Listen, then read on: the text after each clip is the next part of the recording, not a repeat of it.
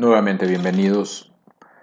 Eh, Vamos a pasar ahora a la palabra, vamos a abrir las escrituras y vamos a esperar, a pedirle y esperar que Dios nos hable cosas al corazón y nos enseñe y nos ayude a tomar decisiones importantísimas en nuestras vidas.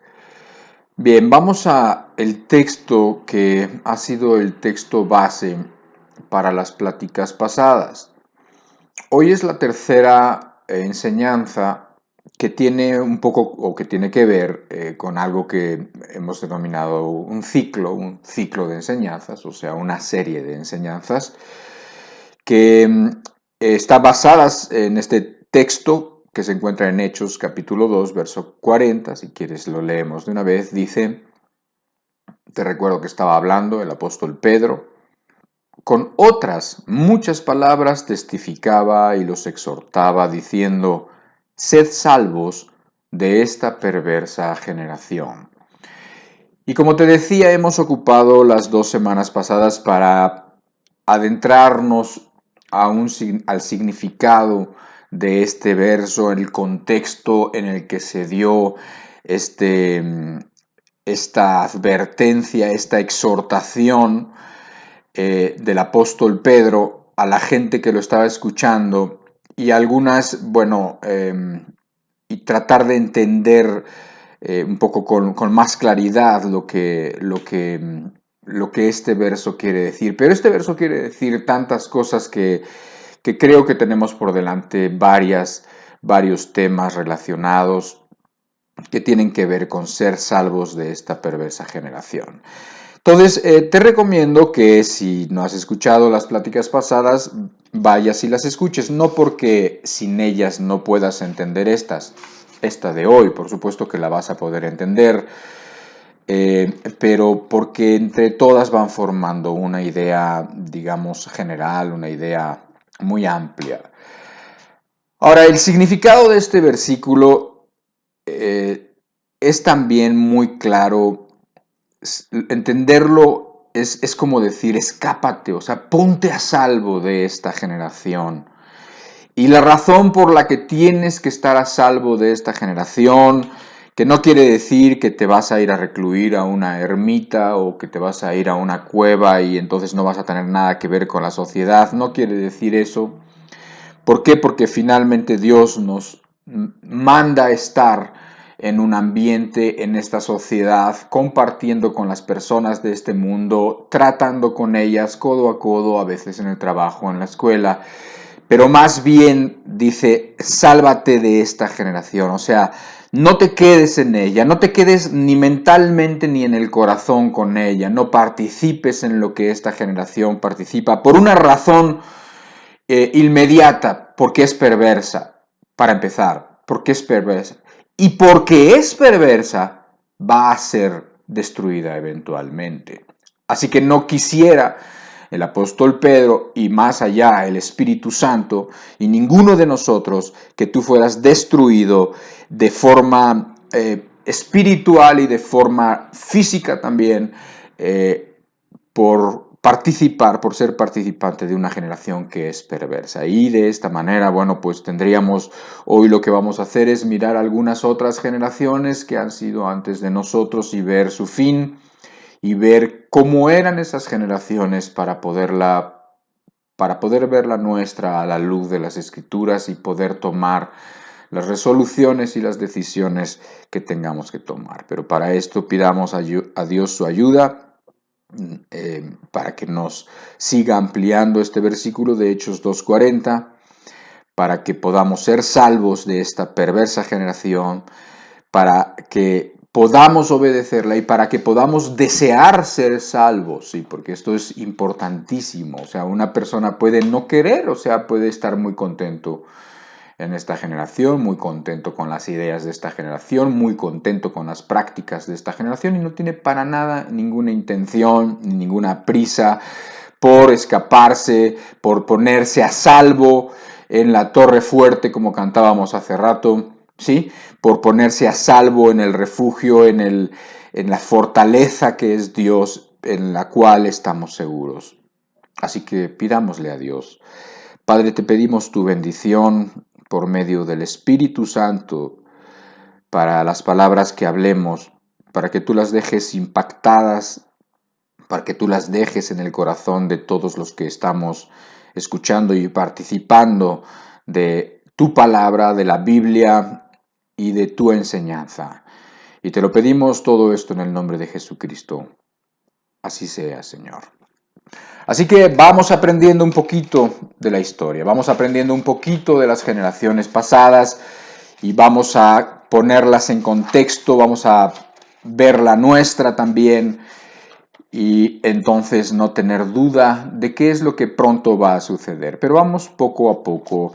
Lo primero que yo quiero es, me impactó mucho un versículo que leí entre semana de la Biblia, por supuesto, y es un versículo en donde el Señor Jesucristo habla de las pocas veces que habla cuando está en la cruz o cuando iba a la cruz, cuando ya estaba para ser ejecutado. En este caso es cuando iba de camino al Gólgota cargando su cruz, pero se cayó porque sus fuerzas ya no le daban, porque a pesar de que iba a tomar esa copa hasta la última gota, o sea que iba a llevar hasta las últimas consecuencias esa decisión de salvarte, esa decisión de salvarnos, esa decisión de amar a la humanidad, él se cae porque ya estaba agotado, porque los soldados lo habían azotado más de la cuenta y porque ya le faltaban las fuerzas, le flaquearon las piernas, le faltó aliento y se cayó. Y entonces él dice unas palabras impactantes, pero vamos a ver qué dice en Lucas capítulo 23. Dice, y llevándole, cuando se cae, acuérdate que es cuando se cae Jesús yendo de camino hacia el Gólgota cargando la cruz. Dice, tomaron a cierto Simón de Cirene, que venía del campo, y le pusieron encima la cruz para que la llevase tras Jesús. Y le seguía gran multitud del pueblo, y de mujeres que lloraban y hacían lamentación por él. Pero Jesús, vuelto hacia ellas, les dijo, hijas de Jerusalén, ¿no lloréis por mí? Sino llorad por vosotras mismas y por vuestros hijos. Porque he aquí vendrán días en que dirán, bienaventuradas las estériles, y los vientres que no concibieron y los pechos que no criaron. Entonces comenzarán a decir a los montes, caed sobre nosotros, y a los collados cubridnos, porque si en el árbol verde hacen estas cosas en el seco, ¿qué no se hará? Para que me entiendas, lo leí con muy enteramente, con énfasis, como si Jesús tuviera mucho aliento, pero Jesús no tenía mucho aliento. Estas palabras seguramente se dijeron de una forma mucho más baja, de una forma mucho más con el poco aliento, con la poca vida que le quedaba físicamente a Jesús. Pero cuando miró a estas mujeres que hacían lamentación por él, que decían pobrecito, que lloraban por él, el Señor Jesucristo, que nunca pensaba en sí mismo, evidentemente, siempre pensaba en las demás personas, dice que vuelto hacia ellos les dijo así, hijas de Jerusalén. No sé cómo lo habrá dicho, pero no tenía ya fuerzas. No lloréis por mí, sino llorad por vosotras. ¿Por qué tendrían que llorar por ellas? ¿Por qué serían bienaventuradas si no concibieron, si sus pechos no criaron, o sea, si no tuvieron un bebé? ¿Por qué serían afortunadas cuando en la Biblia ni en ningún lado de la antigüedad la esterilidad era vista como una bienaventuranza, como algo bueno? Es por el dolor que iba a tener una madre al ver lo que le iba a pasar a ella y a su familia también, y a sus hijos chiquitos, indefensos también. ¿Entiendes? Entonces, iba a venir algo, aquí el Señor Jesucristo está diciendo, va a venir algo ya pronto dentro de ustedes, dentro de poco, contra ustedes, que, que no lloren por mí, lloren por aquel día, lloren por cuanto eso que venga, de veras, eso que viene va a ser duro, eso que viene va a ser terrible y ojalá estuvieran a salvo, ¿sí? Bueno, el Señor Jesucristo sabía, el Señor Jesucristo ya lo había dicho, el Señor Jesucristo lo había profetizado, pero realmente nadie le había creído. Sin embargo, aquí en la muerte de Jesús, sus enemigos, los judíos apoyados por los romanos, los judíos, aquellos que no amaban a Dios, sino amaban sus religiones, aquellos que tenían intereses con el pueblo y que no querían realmente hacer la voluntad de Dios, sino querían el poder que les daba la religión y que no estaban de acuerdo con Jesús y que nunca lo quisieron, solamente un puñado de ellos pudo ver en Jesucristo la luz. Estaban de alguna manera ya llevando a cabo, o sea, estaban llevando los pecados a un extremo donde ya no había remedio, estaban llevando los pecados a un extremo donde ya la destrucción venía. 40 años después de que Jesucristo dijo estas palabras, de hecho, menos de 40 años después, sucedió lo que el Señor Jesucristo dijo. ¿Por qué? Porque los romanos destruyeron literalmente Jerusalén. Los romanos destruyeron Jerusalén, destruyeron el templo, incendiaron todo. Los romanos mataron, dicen que hasta 1,5 millones, el dato que yo tengo es de 1,100,000 más o menos, 100,000 judíos que mataron. Es que solamente piensa en 1,100,000 y 100,000 más que se los llevaron de esclavos, que mataron. El que iba a ser emperador, Tito, en ese momento era el general, digamos, del ejército de su padre, y él fue el que hizo toda esa conquista y masacre en donde mató a casi todos los judíos y todos los judíos que quedaron. Ya definitivamente se cumplió lo que Jesús dijo. Dijo que iba a destruir ese templo también y también así sucedió. No era inicialmente el propósito de destruir el templo, pero las cosas se pusieron de tal modo que destruyeron absolutamente todo, ¿sí? Fueron días terribles, hubo un sitio contra Jerusalén que duró mucho tiempo, dejaron entrar a los peregrinos que venían a la Pascua, pero no los dejaron salir, de modo que los alimentos, el agua y todos los víveres pues empezaron a escasear, empezaron adentro a sufrir horrores adentro, y bueno, terminó con la destrucción total de Jerusalén. A esos momentos el Señor Jesucristo se estaba refiriendo cuando dijo, no se preocupen por mí tanto, preocúpense por ustedes porque va a venir un tiempo pronto, porque ese tiempo va a ser como quien dice el pago, la consecuencia lógica de cómo esta generación va. Me llama mucho la atención las palabras que dijo Tito, el que llegó a ser emperador unos años después de la destrucción de Jerusalén. Una palabra porque le quería el Senado de Roma entregar un trofeo, una corona, para que por esa victoria que había tenido contra los judíos, esa victoria que había sido tremenda, ¿no? Que había sido un hito para Roma y también pues los judíos pues habían dejado de ser literalmente. Y cuando le querían dar esa corona, Tito dijo unas palabras tremendas. Dijo, no hay mérito, o sea, se sentía como que quería rechazar ese mérito, quería rechazar ese premio que le quería dar el Senado. Dijo, no hay mérito en derrotar a un pueblo al cual su mismo Dios ha abandonado. Fíjate las palabras que dijo Tito, el emperador, bueno, el que llegaría a ser emperador. Fíjate qué palabras dijo, no hay mérito, o sea, yo no tengo ningún mérito, realmente ese pueblo se encaminó solo a su propia destrucción y bueno, no veo mérito en destruir a un pueblo que su mismo Dios ha abandonado. Así que tremendas palabras de Jesucristo, pero vamos a ver algunas otras generaciones a través de la historia, vamos a aprender un poco de la historia bíblica, aunque pudiéramos aplicar esto mismo a la historia de las civilizaciones y veríamos básicamente el mismo patrón, veríamos básicamente que las cosas se repiten, veríamos básicamente que cuando una civilización llega a grados de perversidad, esa civilización es destruida. La primera que vamos a ver, que es muy conocida para ustedes, es la generación de Noé. Dice en Génesis capítulo 6, verso 5, y vio el Señor que la maldad de los hombres era mucha en la tierra, y que todo designio de los pensamientos del corazón de ellos era de continuo solamente el mal.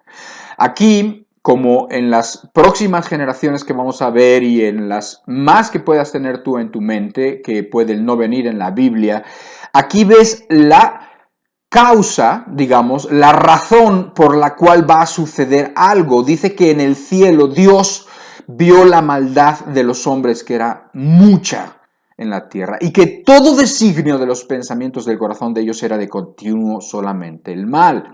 Esto quiere decir que nos encontramos ante una generación que no pecaba ocasionalmente, una generación que ya toda su vida, todos sus pensamientos tenían que ver con el mal. Esto es importantísimo. O sea, no estás hablando de que de repente alguna familia, alguna persona o muchas, pero de repente, no, estamos hablando de una continuidad, estamos hablando de un modo de vida en el cual era constantemente el mal y el designio de los pensamientos era el mal. O sea, la gente en su mente ya estaba siempre maquinando el mal, en su mente no estaba la justicia, en su mente no estaba el amor, en su mente no estaba el perdón.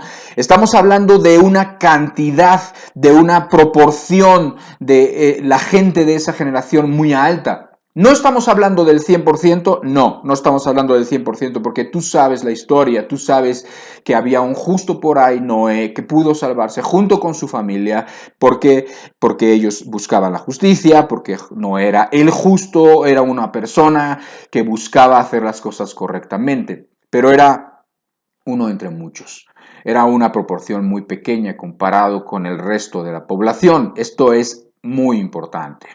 Esto es muy importante porque es cuando ves la generación en general, cuando ves la generación en unos, o sea que muchísima es la gente que ya está encaminada al mal, muchísima es la gente que ya no considera a Dios, muchísima es la gente que ya se dedica a otras cosas, que su mente solamente la tiene encaminada en satisfacer sus deseos, encaminada en la venganza, encaminada en buscar de una manera como sea, por encima, pasando por encima de quien sea, para lograr riquezas, para lograr poder, para lograr dominio sobre otros. Entonces suceden cosas. Génesis capítulo 6, ahora en el verso 7, que es inmediatamente después de lo que leímos, dice: y dijo Jehová, raeré de sobre la faz de la tierra a los hombres que he creado, desde el hombre hasta la bestia, y hasta el reptil y las aves del cielo, pues me arrepiento de haberlos hecho. Pero Noé halló gracia ante los ojos de Jehová. Tú sabes la historia, muchos de ustedes lo saben, tú sabes que Dios le dijo que construyera un arca, Dios le dijo que había una forma de salvarse, pero la gente no quería esa forma de salvarse, porque la gente no creía que venía destrucción, porque la gente no creía que las cosas que estaban haciendo eran tan malas, o que Dios desde los cielos iba a juzgar. ¿Cómo crees que Dios va a hacer eso? ¿Sí? ¿Cómo te imaginas tú un Dios que va a destruir la humanidad? Primero la hace y luego la destruye. ¿En qué Dios crees tú? No entienden la santidad de Dios, no entienden la justicia de Dios, no entienden que Dios tiene pleito con el pecado, no entienden eso, ¿verdad? No lo entendían, así como hoy no se entiende tampoco, ¿sí? Y entonces Dios tomó una resolución. Aquí ves una causa y ves un efecto. La causa es la maldad, el efecto es la destrucción. Dice: raeré de sobre la faz de la tierra a todos los hombres que he creado. Obviamente había un pequeñito remanente ahí que no estaba de acuerdo con la vida que estaban llevando en su generación, porque dice ahí: pero, gracias a Dios por ese pero Noé halló gracia ante los ojos de Jehová. ¿Sí? Aquí tenemos a un pequeño remanente, una proporción pequeñita de toda una generación que Dios decidió destruir. Punto.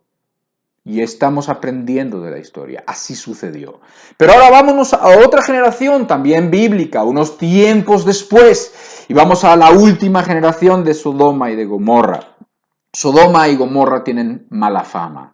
Sodoma tiene tan mala fama que se le denominan sodomitas a las personas homosexuales, a los hombres homosexuales. Se les ha llamado por mucho tiempo sodomitas, ¿sí? ¿Por qué? Porque por mucho tiempo se había entendido el pecado de la sodomía, el pecado de ayuntarse los hombres con hombres, etcétera, etcétera, de tener relaciones los hombres con los hombres como algo que era claramente contrario a la misma naturaleza, contrario contrario a los propósitos de Dios, contrario a los propósitos de la familia, contrario a los propósitos del amor, etcétera, etcétera, etcétera, ¿sí? Y lo digo porque es necesario decirlo hoy en día, porque hoy en día las cosas han cambiado, ¿verdad? Hoy en día la maldad del hombre es tanta que ya tampoco entiende los pecados como Dios los entiende, sino que les ha cambiado el nombre, sino que además les ha cambiado el significado, sino que además han hecho y quieren hacer creer y creen que Dios permite los pecados que en realidad pues no permite.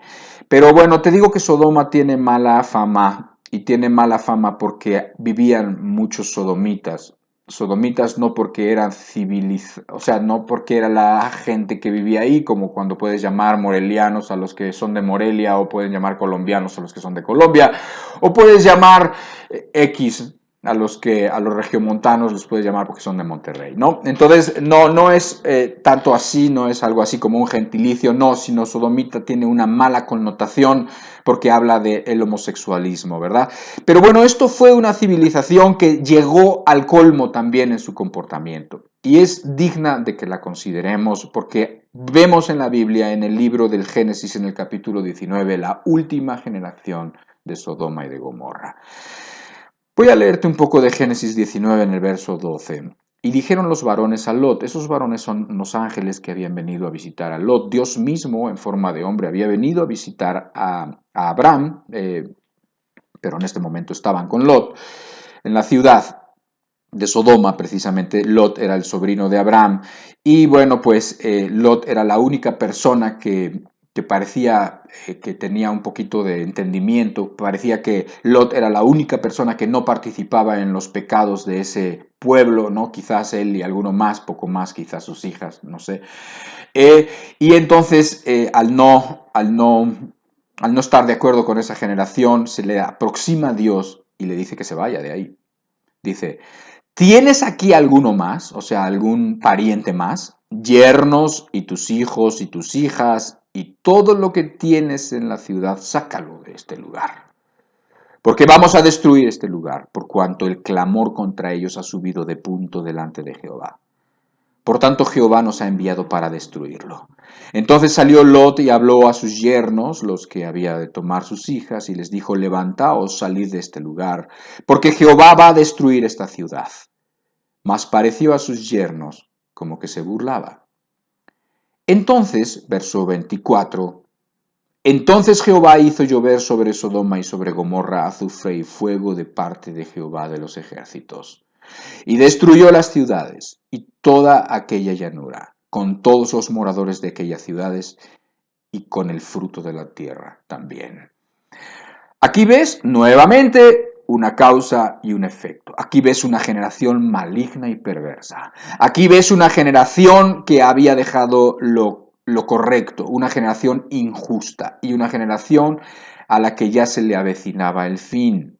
Y entonces Dios pues se aproxima por los medios que él quiso a Lot y le dijo, ¿sabes qué? Saca de aquí a todos los que quieran venirse contigo, a tus hijas, a tus yernos, sácalos porque voy a destruir todo.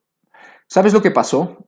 En primer lugar, sucedió que los yernos pensaban como que se estaba burlando. Los yernos no sabían ni de qué estaba hablando. Ay, ¿qué dijiste? A ver, ¿qué dijiste? ¿Dijiste que Dios va a destruir la ciudad? Esta ciudad, toda, mira, allá están todas esas casas, todas esas murallas, allá, todo esto va a destruir Dios, dices. Y dice que les pareció como que se burlaba, o sea, les pareció como una broma, no entendían, no veían. No veían la realidad, no veían la realidad espiritual, no veían nada de lo que estaba sucediendo, no veían la maldad, se habían acostumbrado a ellas, no veían. Por lo tanto, las palabras de Lot como que no tenían resonancia en su mente ni en su corazón. Y entonces Lot terminó yéndose él solo con sus hijas, ¿sí?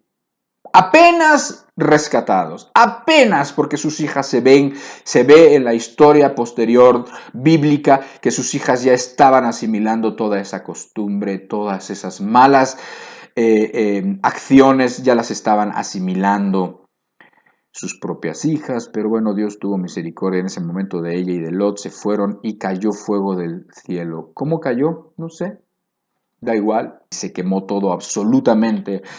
esas ciudades y quedaron absolutamente destruidas las ciudades. Entonces vuelves a ver una generación, vuelves a ver los pecados de la generación, vuelves a ver una pequeñísima proporción, porque en la historia de Lot, en la historia de Sodoma y Gomorra, Abraham estaba intercediendo por Sodoma y por Gomorra diciendo, pero no vayas a matar, también le decía a Dios, no vayas a matar a los justos por los pecadores. Y empecé a decir, ¿a poco si hubiera 50 justos no perdonarías a la ciudad? Y Dios conoce los corazones, sabía que no había 50 justos, ni 30, ni 40, ni 10, ni 5.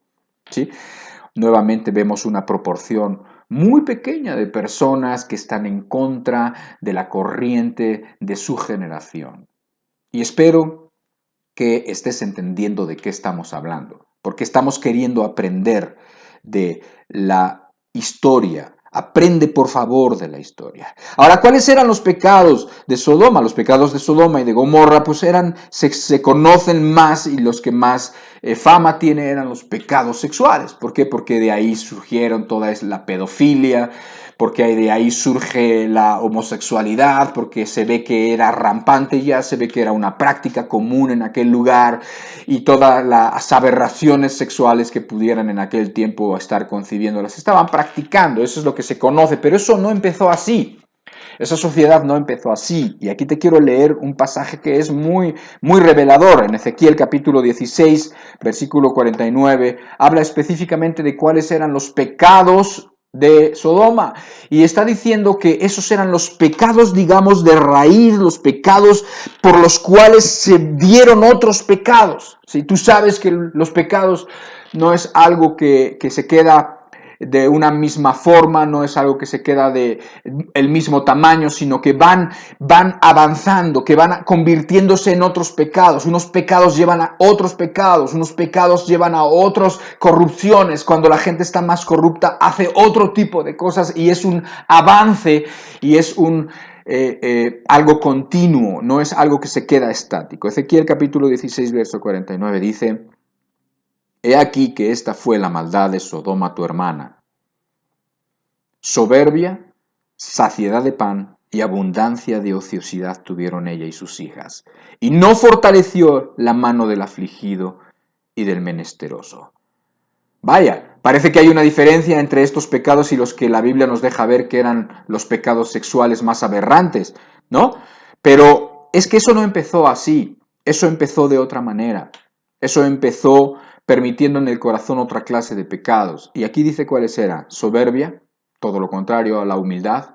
La soberbia es lo que el hombre tiene para no acercarse a Dios. Saciedad de pan y abundancia de ociosidad. Aquí estás viendo una generación saciada, una generación cómoda, una generación con mucho tiempo para estar pensando el mal, una generación pensando de qué manera se va a entretener, buscando entretenimientos, buscando nuevas cosas para entretenerse, porque le parece que le sobra tiempo. Sí le sobra tiempo, pero le sobra tiempo y no lo usa para hacer el bien, dice, y no fortaleció la mano del afligido y del menesteroso. Una sociedad ciega a las necesidades de los demás, una sociedad ciega a los pobres, una sociedad que no quiere voltear a ver a las personas afligidas. ¿Por qué? Porque está muy entretenida y porque quiere seguir así. Y porque no quiere que se le eche a perder su entretenimiento y su paz y su tranquilidad. Y su paz, entre comillas, y su tranquilidad, ¿sí? Entonces, vemos una sociedad primero que no participaba tanto de pecados escandalosos, pero el avance del pecado es tal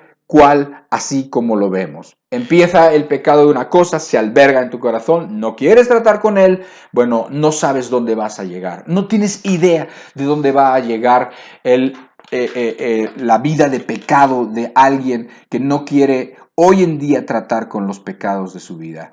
Hoy en día dices, ay, pero es que yo no soy tan malo. Ay, pero es que yo no practico tales cosas. Ay, pero es que yo no soy un homosexual de esos. Ay, es que yo no soy no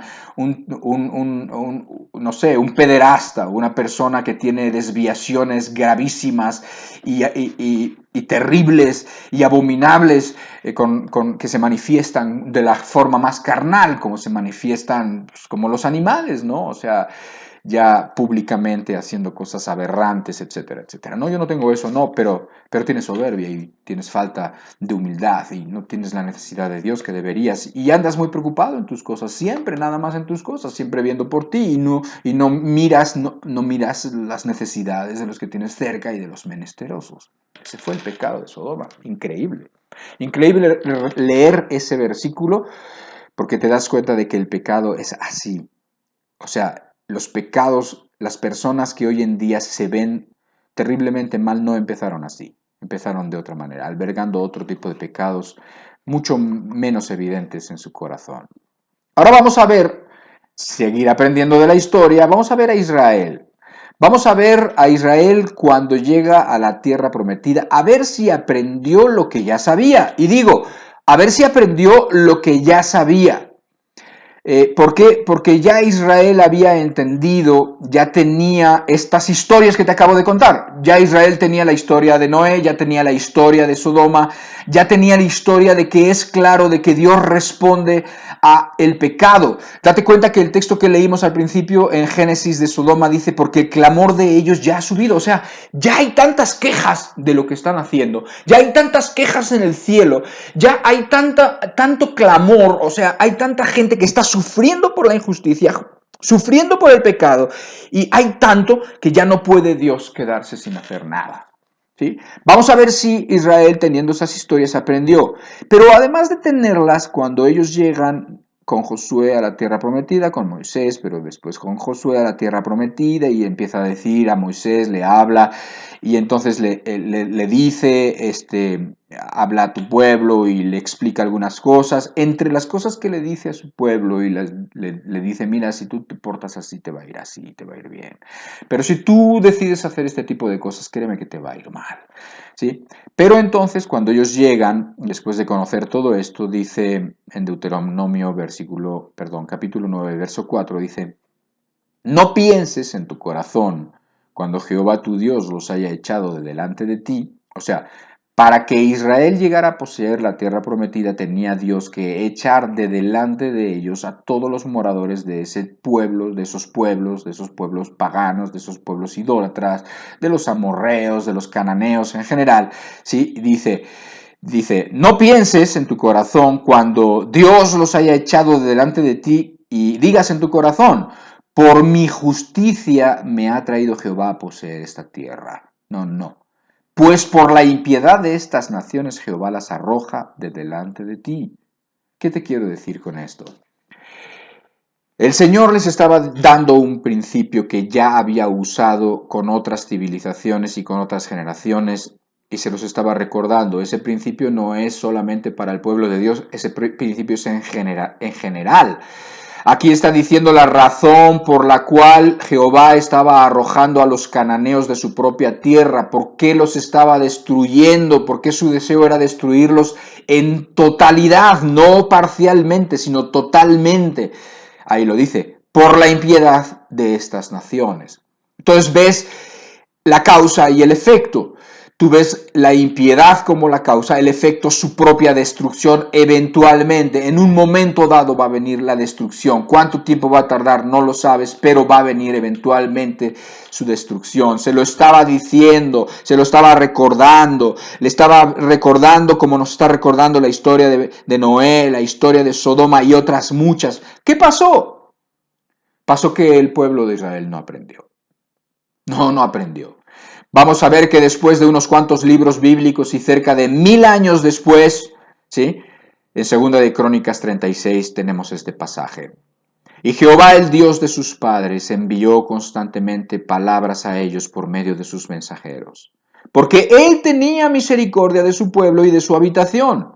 Mas ellos hacían escarnio de los mensajeros de Dios y menospreciaban sus palabras, burlándose de sus profetas, hasta que subió la ira de Jehová contra su pueblo y no hubo ya remedio. O sea, Dios les estuvo advirtiendo, el pueblo decidía a través de las generaciones, estamos hablando del pueblo de Israel a través del libro de los reyes, del libro de crónicas, estamos viendo todas esas generaciones, estamos viendo las aberraciones que hacían, las pocas personas que se acercaban a Dios, las muchas personas que se alejaban de Él, que seguían los malos ejemplos. Y Dios, que tenía misericordia de ellos, les mandó palabra, les mandó profetas, les mandó gente que le decían no vayan por este camino, pero ellos no querían escuchar, a unos mataron, a otros desoyeron y a otros encarcelaron. Y dice el verso 16, mas ellos hacían escarnio de los mensajeros de Dios y menospreciaban sus palabras, burlándose de sus profetas, hasta que subió la ira de Jehová contra su pueblo y no hubo ya remedio. Por lo cual trajo contra ellos al rey de los caldeos, que mató a espada a sus jóvenes en la casa de su santuario, sin perdonar joven, ni doncella, anciano, ni decrépito, todos los entregó en sus manos. Asimismo todos los utensilios de la casa de Dios, grandes y chicos, los tesoros de la casa de Jehová y los tesoros de la casa del rey y de sus príncipes, todo lo llevó a Babilonia. Y quemaron la casa de Dios y rompieron el muro de Jerusalén, y consumieron a fuego todos sus palacios y destruyeron todos sus objetos deseables.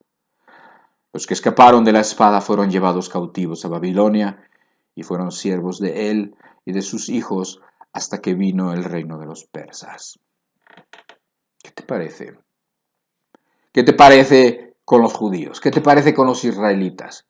Que tenían la historia y no quisieron aprender de la historia, que tuvieron claramente, sabían cómo Dios se comporta cuando el pecado llega a ciertos extremos y no quisieron hacer caso, que pensaron en su corazón y que Dios les advirtió, no pienses que por tu justicia tú estás conquistando aquí la tierra, no, es por mi misericordia y además, ¿por qué? Por las maldades de estas naciones que las he hecho de delante de ti. Pero no aprendieron, y como no aprendieron, entonces les volvió a pasar lo mismo. Pasó tiempo y entonces ellos quisieron seguir ignorando a Dios, quisieron seguir ignorando su palabra. ¿Y qué pasó? Que subió a tal grado la maldad a la presencia de Dios que Dios en un momento dado decidió destruirlos. ¿Cómo los destruyó? Da igual. En este caso usó a otros pueblos, a los asirios primero y después a los babilonios que conquistaron o que de alguna manera asimilaron a los asirios y entonces destruyeron primeramente una parte de Israel y después a todo Jerusalén y dejaron todo hecho cenizas y entonces a los que no mataron se los llevaron cautivos, básicamente. Y siguieron sin aprender. Porque ni con esas aprendieron. ¿Por qué? Porque lo que sucedió después, cuando el texto base que estamos viendo, el que habló Pedro en el libro de los Hechos, y unos años después lo vimos que pasó con Tito, el emperador, ¿sí? Y te das cuenta que otra vez no aprendieron, sino que además ahora, además de mandarle profeta y mensajero, les mandó a Jesucristo, pero dijeron, mira, este es el heredero, vamos a matarlo y nos quedamos con la heredad. ¿Y qué pasó? Que no pasó así. Sucedió que vino su destrucción. Y a todas las generaciones le llega su destrucción.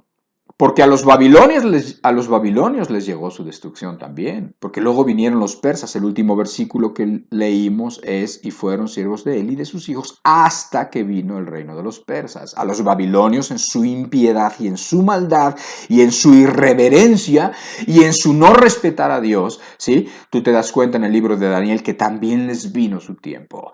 Y vinieron los persas. Y después a los persas también en su maldad les vino su tiempo y les vino su última generación porque fueron conquistados por los griegos. Y después los mismos griegos fueron absorbidos por los romanos. Y después eventualmente, después de un imperio de como 1000 años, los mismos romanos fueron conquistados. Y dicen aquellos que ven por qué los imperios caen, que los romanos habían llegado también a un nivel de corrupción, de hedonismo, de afeminamiento incluso dicen, ¿sí? Que les impidió esa misma moralidad que llevaban, ese mismo carácter que tenían en ese tiempo, que ya no era el carácter de los conquistadores de 1000 años antes, para nada, ¿sí? Les impidió mantener una estructura tan inmensa, tan monstruosa, una entidad política del tamaño como era, porque habían extendido por la misma codicia todas sus fronteras, era demasiado grande, era demasiado caótico, los dirigentes eran demasiado ambiciosos, demasiado codiciosos, ya no se preocupaban más que en sus propios poder y en su propio dinero y en su propio fuero, ¿verdad? En sus propias cosas, y entonces estaban peleando unos contra otros hasta que ya fueron destruidos también. Se acabó. ¿Me entiendes? Entonces, esto es algo general, esto es algo que Dios nos enseña, ¿sí? Porque cuando nosotros tenemos todos estos versículos, todas estas historias, oye, pues entonces tenemos que pensar en nosotros, porque las cosas como sucedieron van a suceder. O sea, no te creas que cuando ahora pensamos en nuestra generación, ahora vamos a brincar a nuestro tiempo. Y ahora piensa en tu generación, tú que vives en un pueblo o en una ciudad grande o en una ciudad chica o en una ciudad tranquila o donde quiera que vivas, más o menos el mundo avanza hacia los mismos lados. Más o menos lo que las grandes potencias del mundo hacen, más o menos eso poco a poco se va aprendiendo por las que no son grandes potencias, todo eso se va filtrando y todos más o menos van caminando hacia el mismo lado y compartiendo las mismas ideas y compartiendo poco a poco los mismos pecados. Los poderosos, los que tienen influencia, enseñan a pecar a los que tienen menos influencias, ¿sí? Las rameras que hoy en día son cantantes, no todas las cantantes son rameras, pero muchas rameras son cantantes, y que tienen influencia o que son influencers o que son actrices, enseñan a pecar a nuestras jovencitas, las enseñan a vestirse de forma que quizás hace 50 años las mismas prostitutas no se vestirían como hoy se visten hijas de familia, ¿sí? ¿Por qué?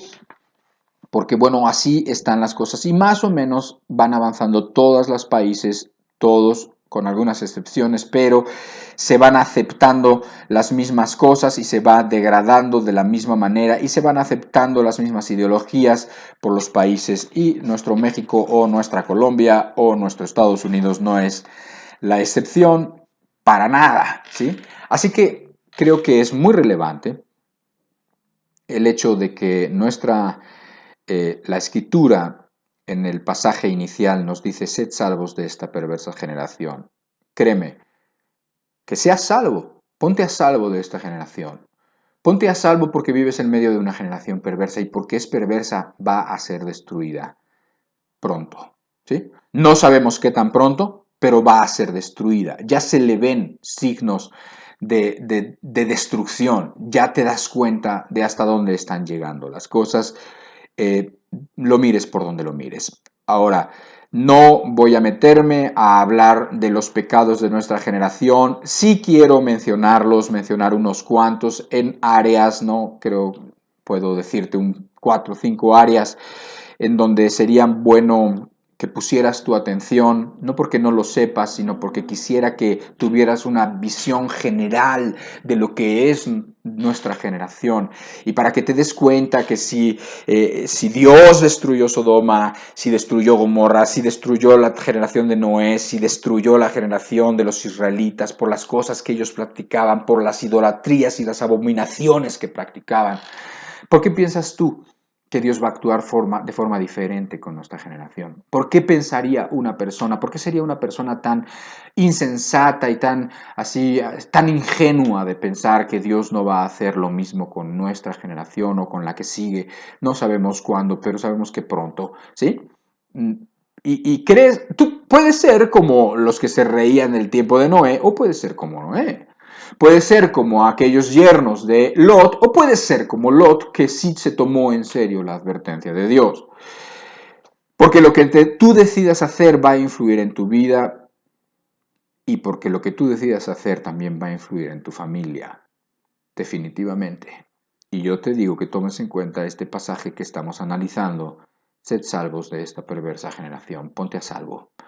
Quiero darte así brevemente, también nos puede servir un poco para catalogar estos pecados clásicos de nuestra generación y muy probablemente meternos en cada uno de ellos a más profundidad en alguna sesión posterior, pero hoy quiero solamente recordártelos.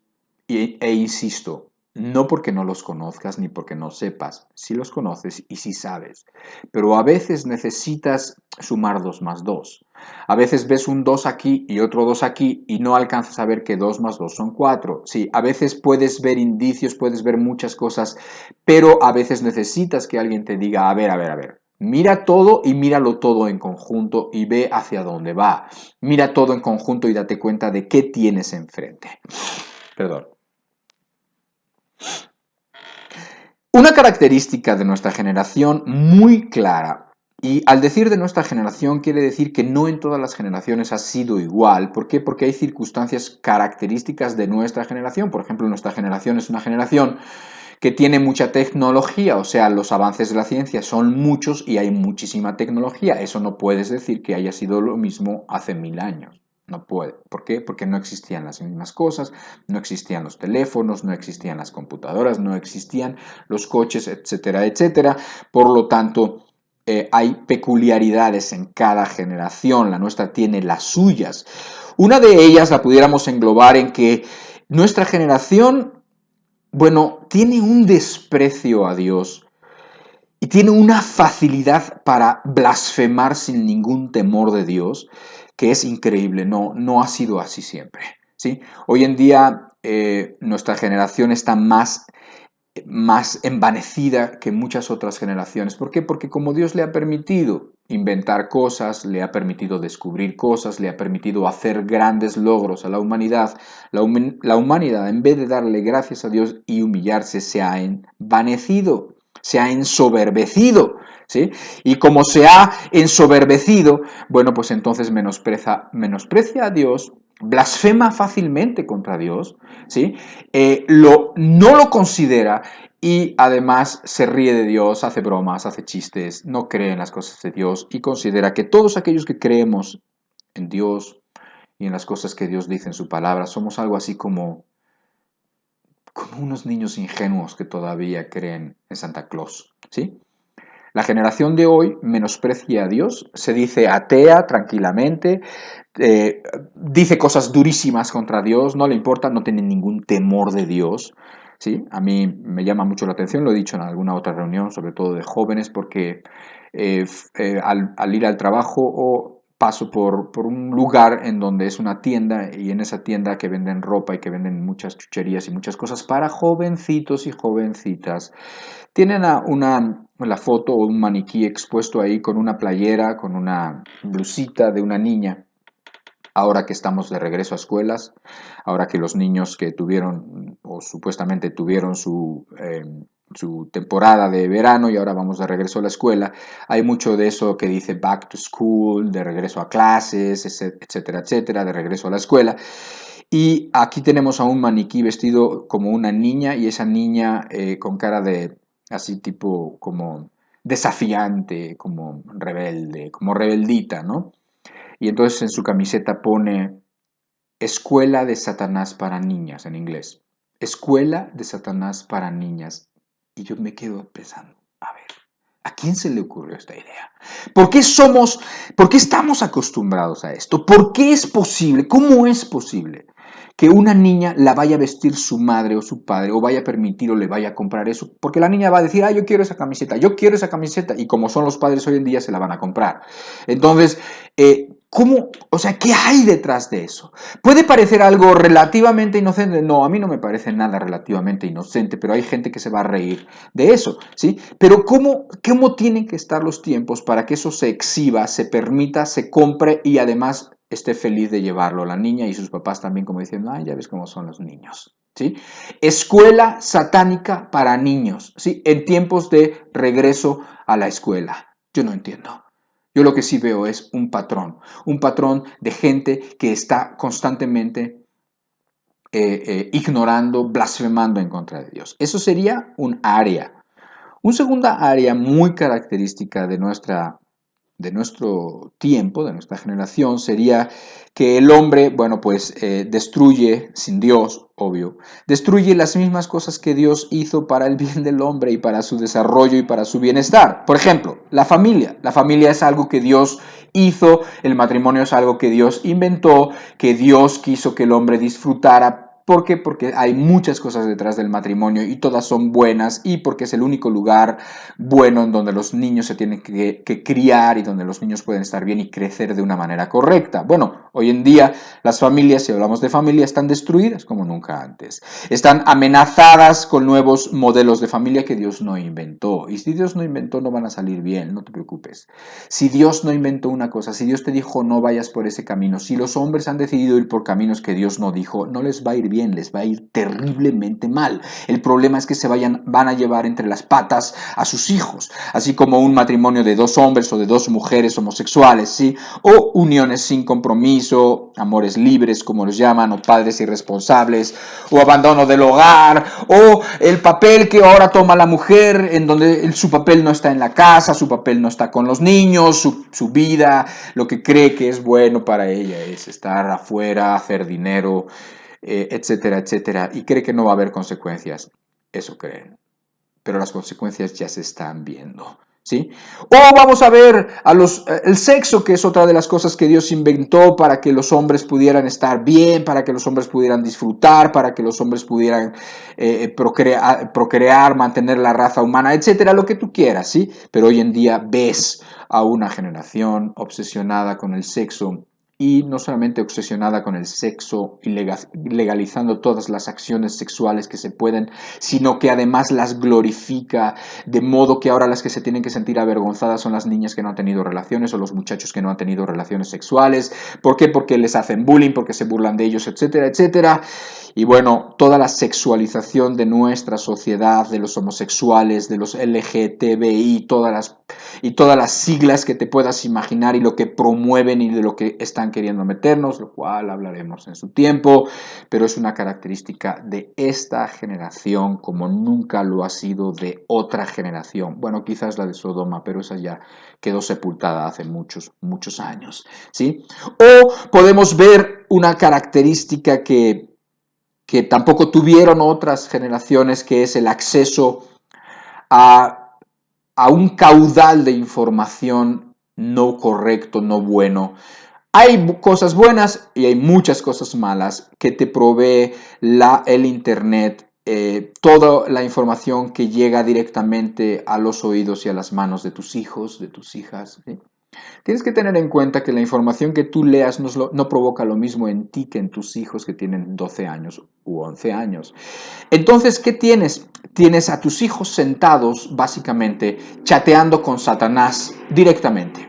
Satanás metiéndole todas sus ideas, hablándoles de ti, hablándoles de Cristo, hablándoles del sexo, hablándoles de las tonterías que creen aquellos que leen la Biblia, etcétera, etcétera, y tienen su línea directa. Así que no sé por qué te sorprendes de que hoy los hijos, los niños, crezcan de formas destructivas, crezcan alienados, crezcan sin poder relacionarse, crezcan con traumas, crezcan deprimidos, crezcan sin el amor que los puede ayudar íntegramente en su crecimiento y en su desarrollo, con problemas psiquiátricos, tomando pastillas, suicidándose, asesinando unos a otros porque no tienen claro absolutamente nada, porque se llenan de odios, porque les meten en la cabeza ideas, ¿verdad? ¿Quién se las mete? Ay, pues yo no sé por qué, yo no sé por qué mi hijo es así, yo no sé por qué mi hija salió eso. Pues si tienen chat directo, si tienen línea directa con Satanás,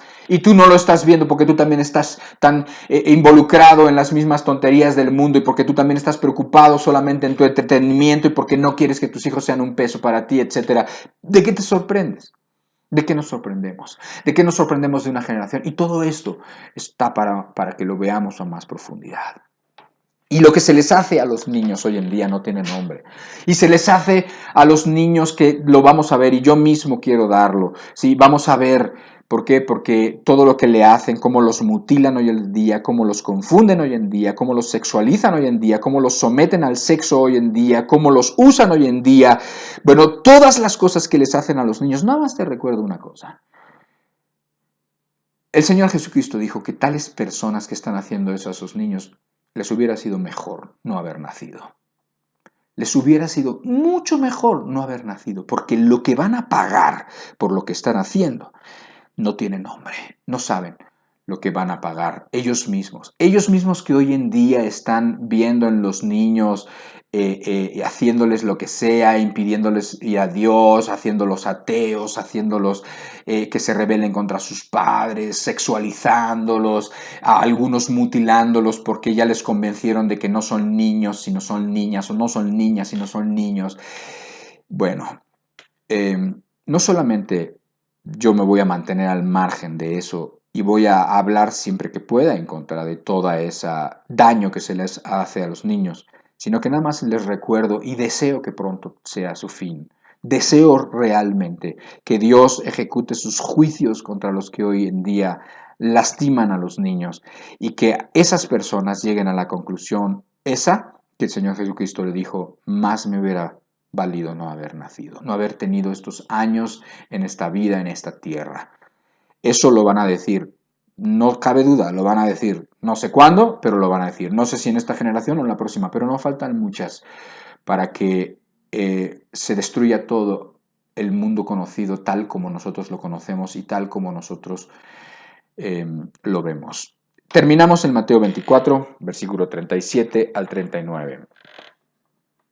Dice así el Señor Jesucristo: mas como en los días de Noé, así será la venida del Hijo del Hombre. Porque como en los días antes del diluvio estaban comiendo y bebiendo, casándose y dando en casamiento, hasta el día en que Noé entró en el arca, y no entendieron, hasta que vino el diluvio y se los llevó a todos. Así será también la venida del Hijo del Hombre. Así será. O sea, ¿cómo va a ser?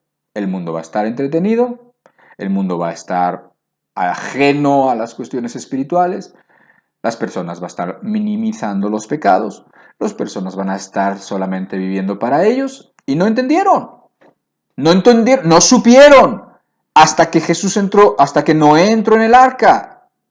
Hasta entonces empezaron a decir: ay, ¿qué está pasando? ¿Por qué? A ver, pero... Y no entendieron hasta que vino el diluvio. Oye, pero entonces, sí, empezó a llover. Oye, pero no será cierto, pero ya no había chance. Así también será la venida del Hijo del Hombre. Y cuando venga el Hijo del Hombre, ya no se va a levantar ninguna generación aquí en esta tierra. Lo único que se vivirá será ya otra civilización. Pero esta será distinta, será eterna, donde el Señor Jesucristo será el Rey, donde ya no habrá rebeliones, donde ya no habrá blasfemias y donde ya no habrá gente que se burle de Dios ni gente que haga daño a su prójimo y daño a los niños. Alabado sea el Señor Jesucristo. Ven pronto, Señor. Amén. Que venga el Señor pronto. Señor, de veras, pon estas palabras y este temor en el corazón, de modo que nos dirijamos de forma sabia, prudente, cristiana en este mundo. En el nombre de Jesús, no retardes tus promesas, no dejes, Señor, sin pago a aquellos que no quieren arrepentirse, a aquellos que no quieren hacer tu voluntad, a aquellos que no quieren que reines. Señor, no retrases tu promesa. Te lo pedimos en el nombre de Jesús. Así sea. Amén. Dios te bendiga mucho. Nos vemos la próxima semana con el favor de Dios. Atesora las palabras y que Dios te bendiga en tus decisiones. Así sea. Dios te bendiga mucho. Bye.